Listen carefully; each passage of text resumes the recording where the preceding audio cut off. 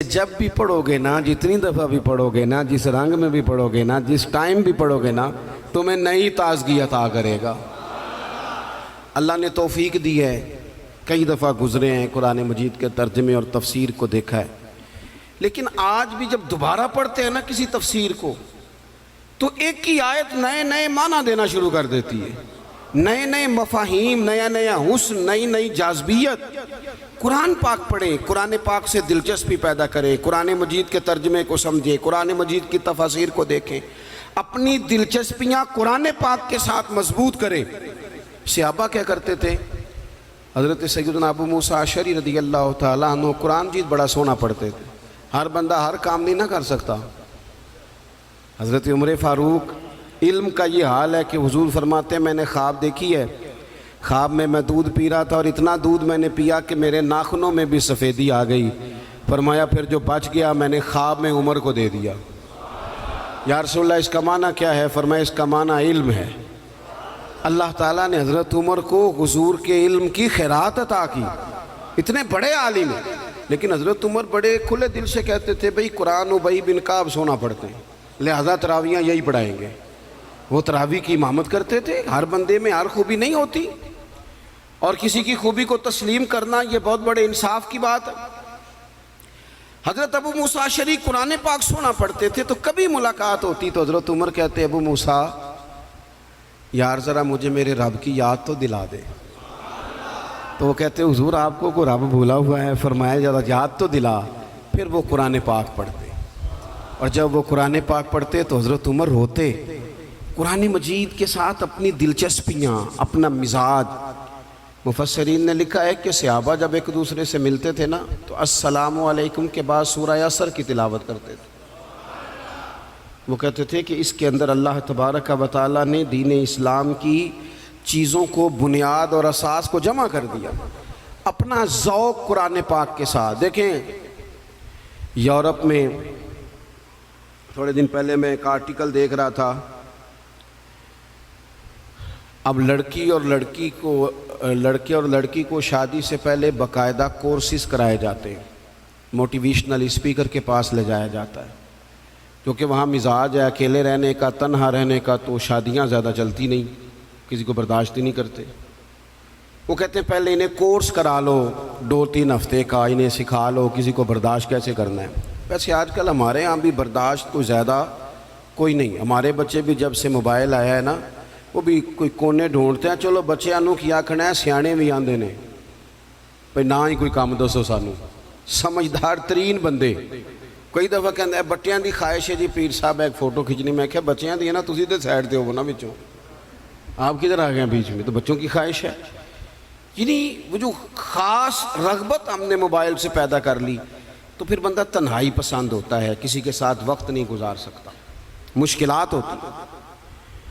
اب کتابیں لکھی جاتی ہیں، زوجین کے حقوق پر لیکچر دیے جاتے ہیں۔ میں کہتا ہوں ساری دنیا کے ماہر نفسیات کٹھے کرو اور سارے لیکچر ایک جگہ پہ، اور قرآن مجید کا ایک جملہ ایک جگہ پہ، ہن لباس لکم وانتم لباس لہن۔ اللہ فرماتے ہیں مرد عورت کا لباس ہے، عورت مرد کا لباس ہے۔ یہ آپ لے لیں، آپ نکال لیں، جتنے لوگ بھی ہیومن رائٹس پہ بات کرتے ہیں، جتنے لوگ بھی آپ کو زوجین کے مسائل سکھاتے ہیں، جتنے بھی، یہ ایک جملہ کہ مرد عورت کا لباس ہے، عورت، اس سے بڑی بات مل نہیں سکتی آپ کو۔ 3 باتیں مفسرین نے لکھی، زیادہ لکھی ہیں، میں 3 عرض کرتا ہوں۔ وہ کہتے ہیں ایک تو بات یہ ہے کہ بندہ جتنا مرضی بھی سونا ہونا، لباس نہ ہونا پہنا ہوا تو بدصورت لگتا ہے۔ لباس شخصیت کا آئینہ دار ہے۔ وہی بندہ دیکھیں نا، میں کسی کی بات نہیں کرتا، میں پرسنل ذاتی طور پہ محسوس کرتا ہوں کہ میں ننگے سر بیٹھا ہوں نا، خالی ننگے سر، تو مجھے کئی دفعہ بچے بھی کہہ دیتے ہیں کہ بابا ٹوپی کدھر ہے؟ اور اگر آپ ٹوپی پر امامہ رکھتے ہوں آپ کا اعزاز اور ہے۔ لباس سے انسان حسین ہوتا ہے، بغیر لباس کے نہ مہذب ہوتا ہے، نہ حسین ہوتا ہے، نہ شائستہ ہوتا ہے۔ اللہ نے کہا کہ تنہا زندگی کیسے گزارو گے؟ مرد عورت کا لباس ہے، عورت مرد کا لباس ہے، یہ ازدواجی زندگی تمہیں سجائے گی، تمہارے ہاں اولاد ہوگی، تمہارے رشتے بڑھیں گے، سسرال کے میکے کے رشتوں میں وسعت آئے۔ پھر دوسری بات مفسرین نے لکھی، مرد عورت کا لباس ہے۔ عورت آپ کو سردیوں میں بھی لباس کی ضرورت ہوتی ہے اور گرمیوں میں بھی لباس کی ضرورت ہوتی ہے، یعنی اگر آپ شدید گرمی میں بھی باہر نکلیں گے تو کوئی آپ سے کہے گا او کپڑا رکھ لے بھائی سرتے، اس کا مطلب ہے لباس گرمی سے بھی بچاتا ہے اور سردی میں تو پھر ضرورت ہے ہی۔ تو یہ جو میاں بیوی ہوتے ہیں نا، یہ بھی ایک دوسرے کو دکھوں سکھوں سے بچاتے ہیں، یہ بھی گہرائی میں آپ اتر کے دیکھیں تو یہ ڈھارس بندھاتے ہیں، ایک دوسرے کے لیے یہ آسانی کا باعث بنتے ہیں۔ اور تیسری بات، جسم کے اوپر جتنے بھی داغ دھبے ہوں نا، لباس سے چھپ جاتے ہیں، سارے عیب لباس چھپا دیتا ہے۔ میرے رب نے کہا عورت تیرا لباس ہے، تو عورت کا لباس ہے، وہ تیرے پردے رکھ لے گی، تو اس کے پردے رکھ لینا، ایک دوسرے کی پردہ پوشی کرنا، عیب چھپ جائیں گے۔ تو آپ قرآن مجید کو پڑھیں گے، یہ میں نے صرف گھر کا ایک ذاتی مسئلہ جس کی ہر ایک کو ضرورت ہے وہ قرآن پاک سے آپ کی خدمت میں عرض کیا۔ آپ قرآن پاک کو پڑھیں، قرآن مجید کی تلاوت کریں۔ آپ میرے پاس ایک صاحب آئے تھے، کہنے لگے میں اخلاقی بلندی چاہتا ہوں لیکن قرآنی اخلاق سے، میں نے کہا تو صرف سورۃ حجرات کی تلاوت کر، اس کو سمجھ لے جا تو ایک سورت پڑھ، تجھے اندازہ ہو جائے گا کہ کتنے بلند اخلاق کی قرآن بات کرتا ہے۔ آخری گزارش جو آپ سے کرنی ہے، آپ میری بات پر زیادہ توجہ دیں گے۔ قرآن پاک خالی بھی پڑھا جائے نا تو رحمت کا نزول ہوتا ہے، یعنی ایک حرف پڑھنے سے 10 نیکیاں ملتی ہیں۔ اور حضور نے وضاحت کر کے کہا کہ میں یہ نہیں کہتا کہ الف لام میم ایک حرف ہے، فرمایا الف ایک ہے، لام دوسرا ہے، میم 30 نیکیاں ملتی ہیں۔ فوڈ پینڈا کوئی آرڈر کر دے یار۔ میں کرتا ہوں۔ یہ ہے قدیم آباد سروس، پلیز ہمارا آرڈر لکھ لیجئے، 2 عدد بڑے پیزاز، لہسن والی ڈبل روٹی اور مرغ کے کرارے پنکھ۔ ان کو پرانے طریقوں سے آرڈر کرنے دیں۔ 35 plus cities, 20,000 plus restaurants, 50,000 registered riders اور لائیو آرڈر ٹریکنگ کے ساتھ آپ کا آرڈر فوڈ پینڈا سنبھال لے گا۔ Garnier Micellar Cleansing Water removes makeup in one swipe. Sensitive skin is soothed and hydrated. آپ کی میں بات نہیں کرتا، لیکن چند ایک لوگ جن کو میں زیادہ قریب سے جانتا ہوں، جہاں مجھے زیادہ، میں خاص اپنے دوستوں کو اکیلے میں بھی گزارش کرتا ہوں کہ یار مجھے لگتا ہے کہ تجھے کئی مہینے ہو گئے تو نے قرآن پاک نہیں دیکھا۔ میرے حضرت صاحب رحمۃ اللہ علیہ مریدوں سے کہتے تھے قرآن کی ضرور کھولنا، اور ایک صاحب ایسے تھے کہ جو بڑے سخت مصروف رہتے تھے،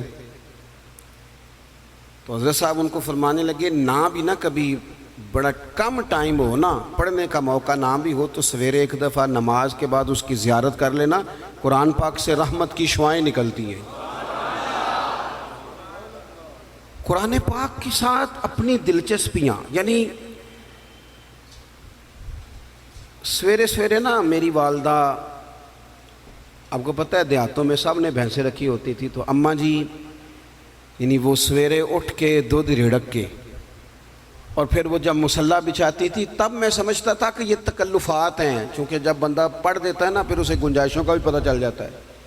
میں سمجھتا تھا یہ تکلفات ہیں کہ وہ پہلے کپڑا مصلی بچھاتی، پھر پیالے میں پانی لا کے پاس رکھتی، پھر وہ جناب اس پہ پڑھنا شروع کرتی، پھر وہ ریل، اور پھر ریل کے یہ جو حافظ ہوتے ہیں نا ہمارے، یہ پھر زیادہ نہیں چومتے قرآن پاک کو، ان کے پاس ہوتا ہے نا ہر وقت، لیکن وہ پرانے بندے وہ شنیل کا غلاف، پھر اسے کھولنا، پھر اسے چومنا، پھر سینے سے لگانا، یہ ساری چیزیں ان کے پیش نظر رہتی۔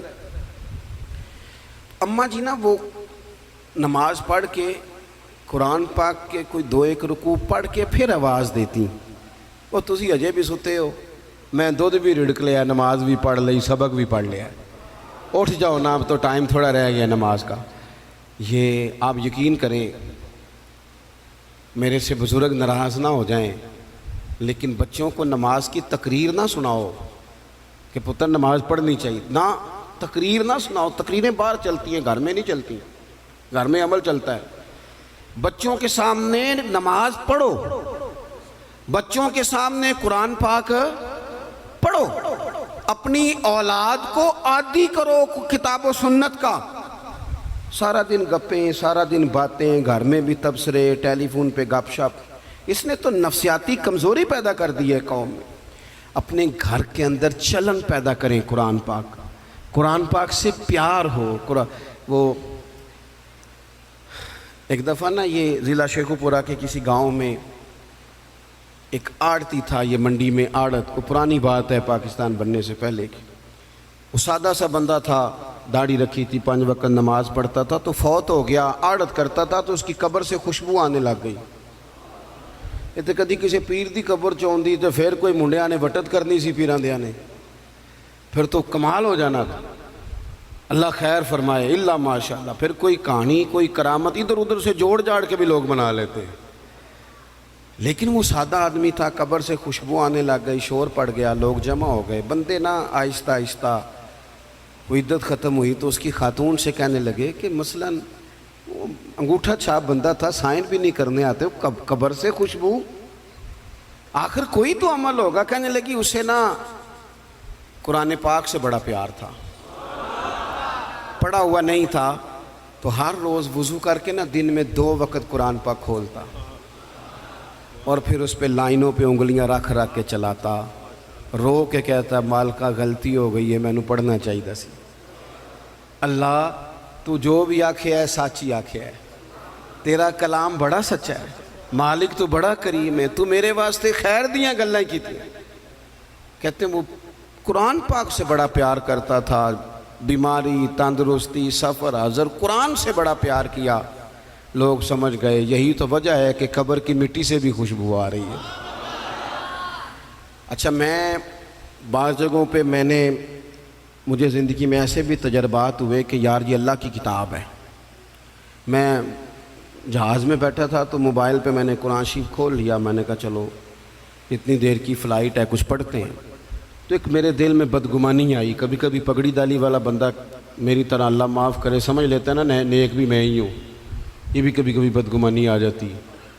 تو میں وہ تلاوت کر رہا تھا تو میرے دل میں خیال آیا یار دیکھو سارے لوگ کانوں میں ٹوٹیاں لگائی ہیں، گپیں لگا رہے ہیں، قرآن پاک پڑھ لینا چاہیے تھا. تو ایک نوجوان اس نے نا بال پیچھے یہاں ربڑ ڈالی ہوئی عورتوں کی طرح، پینٹ شرٹ بڑی ڈاڑھی اور بڑا جدید فیشن کا اس کا سٹائل. تو میرے ساتھ جو سیٹیں تھیں ان پہ وہ بیٹھ گیا اور پھر اس نے فائلوں کے اندر سے سورۃ یاسین نکال لی. اور جب اس کو میں نے تلاوت کرتے دیکھا نا تو میں نے دل میں معافی بھی مانگی اللہ سے. اور میرے دل میں یہ بھی خیال آیا کہ یہ اللہ کا قرآن ہے، مولوی، وہ قاری صاحب، حافظ صاحب، وہ فلاں صاحب، اپنے جیسے لوگوں سے، نیک لوگوں کی بات نہیں کر رہا. وہ تو نہ پڑھے تو کیا سمجھتا ہے، کوئی پڑھتا ہی نہیں. یہ تو اللہ کا قرآن ہے، یہ پڑھا جاتا تھا، پڑھا جاتا ہے اور قیامت کے بعد بھی پڑھا جاتا رہے گا. پتہ نہیں اللہ نے، یعنی اگر میں اور آپ نہیں پڑھیں گے تو یہ محتاج نہیں. کس سے رب پڑھوا رہا ہے، کون پڑھ رہا ہے، کس طرح لوگ پڑھ رہے ہیں. تو قرآن پاک سے محبت کریں. آج زور کے بعد پڑھ لیں گے کوئی 2 4 آیتیں. چلو میں کدوں آکھے ہاتھ کھڑے کرو یا قسم چکو تسی نیت بھی نہیں پہ کر دے. تھوڑا سا پڑھ لیں گے انشاءاللہ تعالی. اچھا 2-3 دن میرے کہنے پہ پڑھیں آپ، 2-3 دن صرف، لمبا نہیں. میرا یہ تجربہ ہے جو بندہ صبح صرف 2 دن الارم سے اٹھے نا نماز کے لیے فجر میں، تیسرے دن خود بخود آنکھ کھل جاتی ہے. اللہ نے نا یہ دماغ کا کمپیوٹر اس طرح کا بنایا ہے کہ نیند بھی اس میں فٹ ہوتی ہے کہ اتنے سے اتنے بجے تک سونا ہے. تو اگر آپ فٹ کر لیں گے نا کہ میں نے نماز میں اٹھنا ہے پھر تلاوت کرنی ہے تو انشاءاللہ تعالیٰ آپ کی آنکھ کھلا کرے گی. یہ بڑی خوشی کی بات ہے کہ حضرت مولانا اکرم صاحب کے بیٹے نے قرآن مجید مکمل کر لیا. 2 دعائیں آپ نے اس کے لیے کرنی ہے، پھر ہم ان کی دستار کرتے ہیں. صحیح کرنی ہے، میں نے بھی دل سے کرنی ہے، آپ نے بھی دل سے. ایک تو دعا کرنی ہے کہ اللہ تعالیٰ یاد رکھنے کی توفیق دے، اور دوسرا یہ کہ اللہ تعالیٰ پھر عالم بننے کی بھی توفیق دے. آخر دعوانا الحمدللہ. آؤ جی بیٹا لائن جی دستار. بس پہلا کلمہ شریف پڑھیں جی لا